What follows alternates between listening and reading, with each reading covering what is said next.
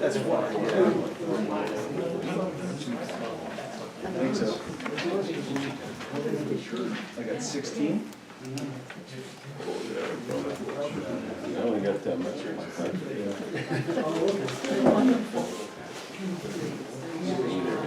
That's just the appendix. I'll just get you the appendix. Yeah, right. Yeah, that's right. That'll take you 10 minutes. There you go.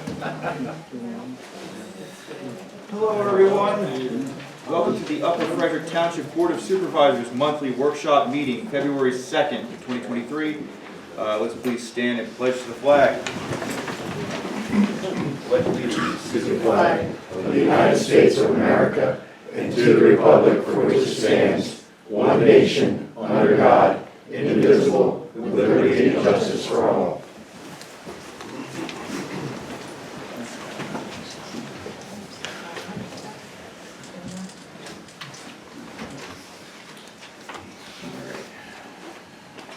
Public comments. I think tonight we're going to do public comments at the podium. Yeah, so we're going to ask if you want to speak, just to try to keep order, to please come up to the podium so that we can get you on the tape recorder, okay? And you'll want to identify yourself and your address, okay? You have public comment period listed at the end. We do. On the agenda. Yep, so tonight, just because people have often had comments at the end of the meeting, I went ahead and added public comment also at the end of the meeting. So you can speak in the beginning, or you can speak at the end, All right, thank you. okay? Do we have any public comments? Question? Appropriate? Yeah, sure. Name and call to the stage. Come on. Excuse me. Name is Mike Petosa, and I'm on Hitchcock Lane and Green Lane. And a question I had, I went on the website today and was unable to access or get access to 2022 and 2021 meeting notes for the township supervisors meeting, the notes. I also tried to access the Sunshine Act as far as filling that out to get access to that. And that's been seen to be withdrawn from the website also. Tracy, do you have access to the internet on your laptop? Let me see if I can get on there. When did you look? What time? I'm sorry? What time did you look? What time did you Today. look at the website? Was it- Yesterday and today.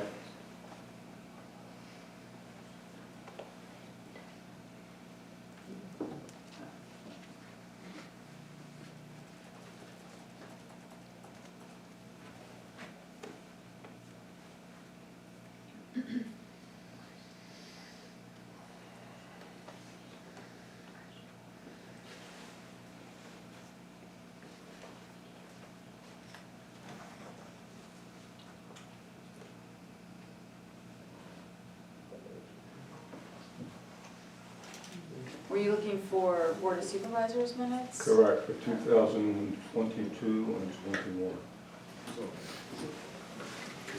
I was in there earlier this week, I didn't have any issues with it.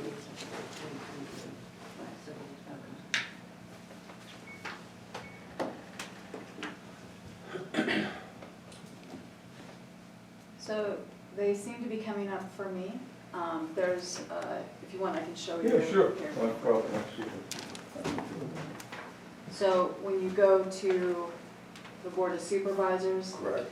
did you go across here and click on the year you wanted? Correct. And then you click on the check mark, Correct.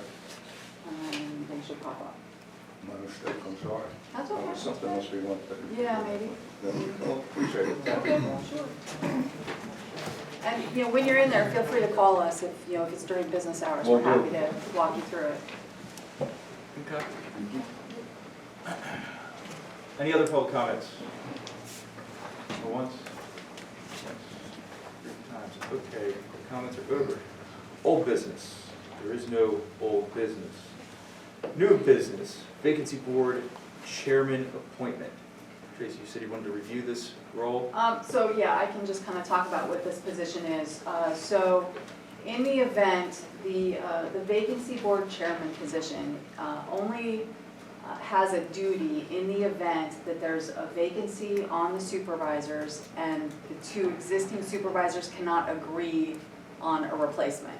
So if that happens, then there would be a third person, which would be a citizen, who would be appointed to this vacancy board, and they would hold a special meeting, and then that person would be able to basically kind of break the tie, or hopefully get to the point where two of the three would agree on a replacement.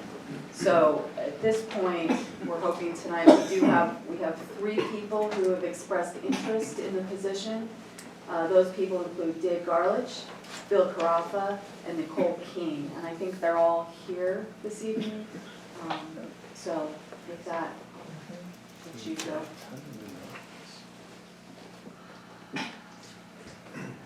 Might I add, Tracy, just the only thing would be the timing. So if there's a vacancy, the two remaining supervisors basically have 30 days to make that appointment.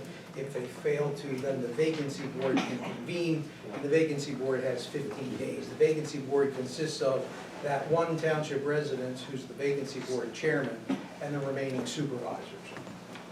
And if the vacancy board fails to make an appointment, the matter then goes to the Court of Common Pleas, and a judge there would make an appointment.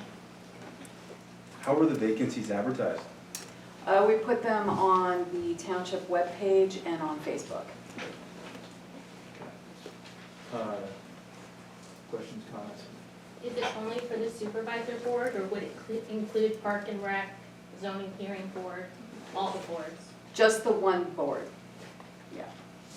So this position would rarely meet. I mean, we have a unique situation where we have a vacancy, so we are in need of this position being filled, potentially.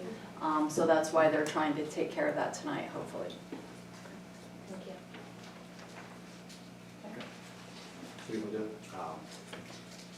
Like to hear from who put in for it. Okay, yeah. All right. Dave Garlich, you want to come up and tell us a little bit about yourself?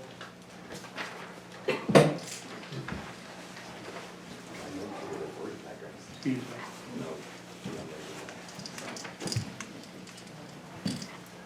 I'm Dave Garlish. I live on Becker Road, across from the Williams Horse Ranch.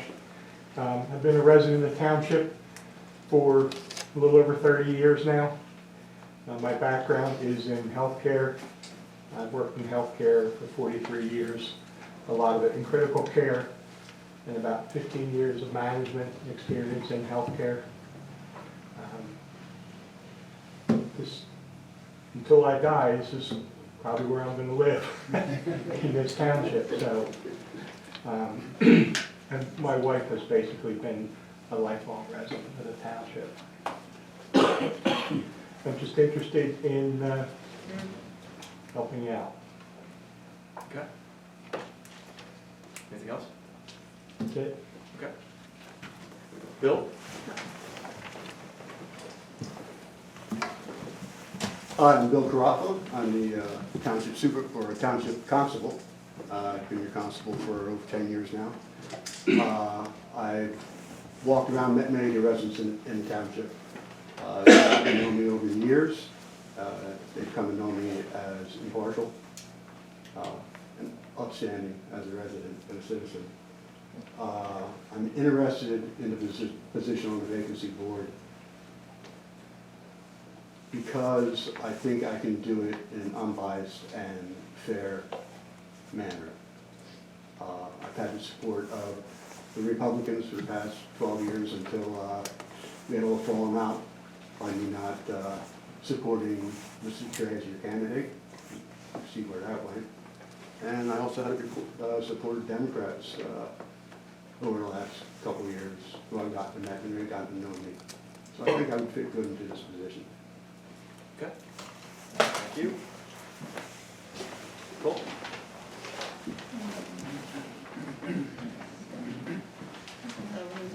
Hi, I'm Nicole King. I live on Salford Station Road. I live directly across from Bill Trey's farm.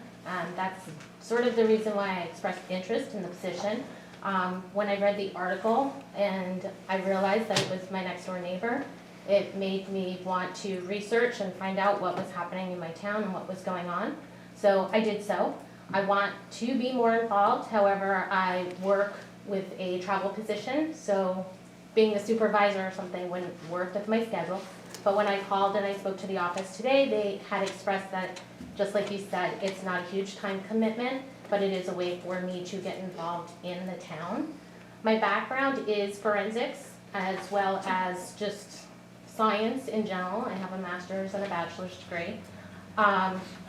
I also, though, have held positions doing health and safety when I lived in New York. So I did code enforcement officer work. I have certificates that I can show you for things that I have done in my past.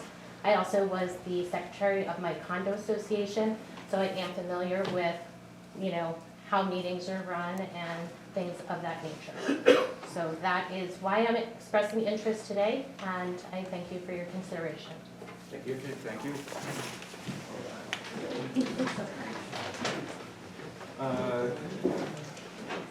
Take any questions or comments from It's your meeting, you can do whatever you'd like. any, anyone with question or comments from anybody about the folks that have just spoken?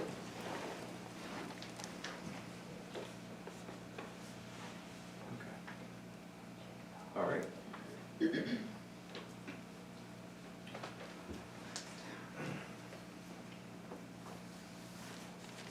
So what do you think, Ron?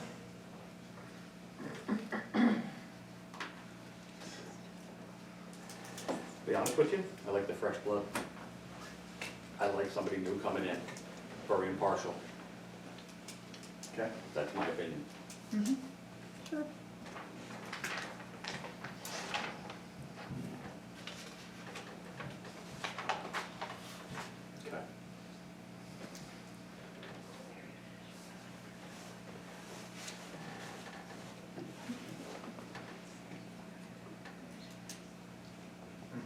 That might be the best move. Might be the best. Okay.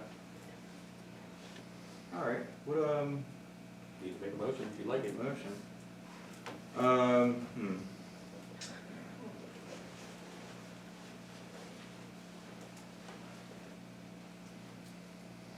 Nicole, how long have you lived here again? It hasn't been as long as some of the other residents that did speak. We built our house, I want to say, in 2014. So, but I can get the exact year for you if you need that. Okay. You should, I guess I wanted to just break the ice and say, this is a rather peculiar way to apply for a job, right, in a public meeting and essentially to make a presentation, but it is the way the rules are to work. I will say it was sort of hard because there was no job description, there was no listing of responsibilities, so I didn't really know what I was putting it in for, so that's why it kind of came in at the very last hour, because I was really considering it. But I can say that I looked at what was going to be talked about today, and I did research on all of the candidates who are going for supervisor and have prepared questions for each one of them, of the 4 that were listed on that agenda. So I am prepared to fill this role, regardless of how long I live here.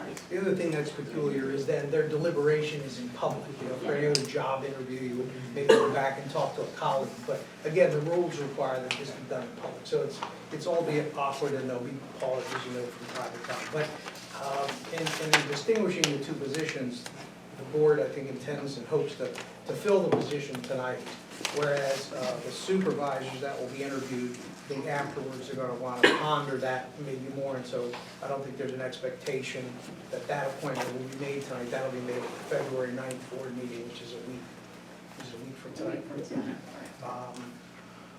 And Nicole, how did you find out about this position? I saw it on the website. Okay. On the Upper Frederick website, it had listed that there was an open supervisor position, but then also that the vacancy chair was open. Well, somebody using the site, thanks. I just wanted to just double check the qualifications. There's a list for supervisors too, You have to be an elector, be at least 18 years old, live in the township. I think for all the candidates, that's the case. But I just wanted to just check this code to see if a vacancy board has to be a registered elector. Are each of the three of you candidates registered to vote? Yes. Yes. Okay. I'm more than 18. So much. I don't do a lot of interviewing, but I wasn't going to ask.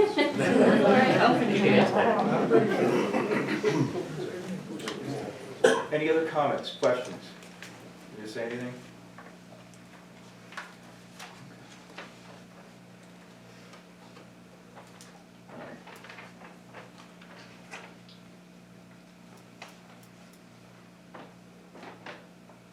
Okay, well then, I will make a motion for Nicole King for this vacancy board seat. Do I have a second? Second. All in favor? Aye. Thank you. No, thank you. Thank you for stepping up.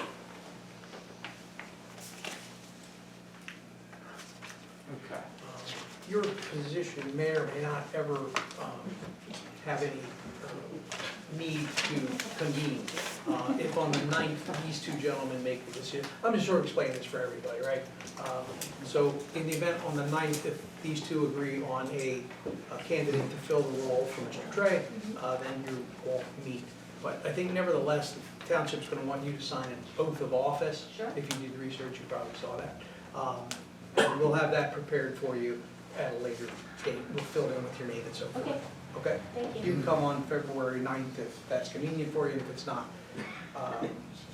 You just have to do it before you take any official action, so you'd have to do it before the vacancy board convenes, Okay, okay? thank you. Okay. All right, moving on. Presentation by candidates for supervisor. So we're gonna do this in a similar manner. We're gonna take presentations from everybody, and then we'll do our questions and comments after. So Les, you're up. Les Benzak. So we are setting the time limit at 10 minutes. We'll go ahead and do the timer, and I'll just let you know when we hit 9 if you go that long. How's that I sound? should be good. Okay. I should be good. Brevity is, at these meetings is much appreciated, I'm sure. Good afternoon, my name is Les Benzak. I lived in Upper Frederick for about 10 years. I've run a financial planning business for over 20 years. I'm very familiar with the budgeting, the making of sound financial decisions, and understanding the importance of being a fiduciary. I was fortunate enough to be elected as an Vacancy Township Commissioner back in 2005, and then was re-elected for a second term. I served on the Vacancy Township Board for 6.5 years until my wife and I moved here to Upper Frederick in 2012. Having this experience, I fully understand the role of the supervisor and the challenges that come with it. Therefore, I'm requesting to be appointed for the vacancy for the Upper Frederick Township Supervisor position. As far as my focus, if appointed, I'd certainly seek input from residents to serve to determine their priorities and goals. And but as a resident myself, having observed the practices of the board, by far one of the biggest issues is the lack of communication that I see with the board, between the supervisors and the township residents. This is the first time that I see the opportunity for public comments at the end of the agenda, and I applaud Tracy and the board for adding that. It's definitely about time we have that. At meetings, between meetings, and listening to residents would be my #1 priority to set the agenda. And taking answer to residents' questions, I think, is very important as well. If appointed as a supervisor, I would never respond to a resident by saying, legally, I don't have to answer this question. It's a phrase that's really insulting, and I've heard that said by a supervisor to a resident before, and I think that doesn't have a place here for an elected official. If appointed, I would try to increase communications and access to all residents. Here in Upper Frederick, we have about $80,000 in a franchise fee that we collect every year from Comcast and Verizon, and this is paid for by the Comcast and the Verizon bills that we pay as residents. and that money's given back to the township. I would use some of those funds to enable the township to videotape every meeting and broadcast on the public access channel, which is available free to us through Comcast. Or better yet, have it on demand available, the link on the website the day after the meeting. There is no reason why an Upper Frederick resident should not be able to sit in the comfort of their home to see the discussions and decisions that the township supervisors are making on our behalf. We are all aware of the recent example of the problems of lack of transparency. Last month's supervisor meetings was extreme and unusually full because I believe because we finally got the word out about the significant housing development that's going on in Upper Frederick that was proposed. The residents who came to the meeting, including myself, did not hear about the proposal from the supervisors, even though the TH Properties issued a sketch plan to initially offer 298 houses over 178 acres. As our lives are not busy enough, and assuming I was able to monitor the website, I would have had to wait till 24 hours before the meeting on November 10th in order to get the details that the THP would be on the agenda for discussion. If I could not make that meeting in person, I would have to wait for the November minutes to be approved in December, and then I would have to wait till January in order to be able to see, to read what went on the agenda for the November meeting. If I lived on Colonial Drive, Big Road, or Heimbach Road, I would have to wait 2 months to find out if there was a proposed sewage plant treatment in my backyard, or if the drinking water for my family could be impacted. No resident should have to wait 2 months to know what's happening at the supervisors meeting. Certainly not in the case of issues like this that can have a significant adverse impact on the property values and our standard of living. Videotaping the meeting and put the unedited link on the township website the next day for residents to watch on demand. This should be done as soon as possible. We have too much at stake with the massive development at our doorstep. As a former township commissioner, I had experience with dealing with developers, and last month I heard from the supervisors that there's nothing we can do to the proposed development. That is not correct. I agree that preventing a development is difficult, but minimizing the numbers of houses and the impact on the community is certainly possible. The initial 298 homes as proposed by THP was way too many, and the tentative 274 homes that we have tentative approval from the Planning Commission is still way too many. I encourage the supervisors to exercise their power and stand up to the developer. If appointed, I would advocate for the residents and to promote smart development.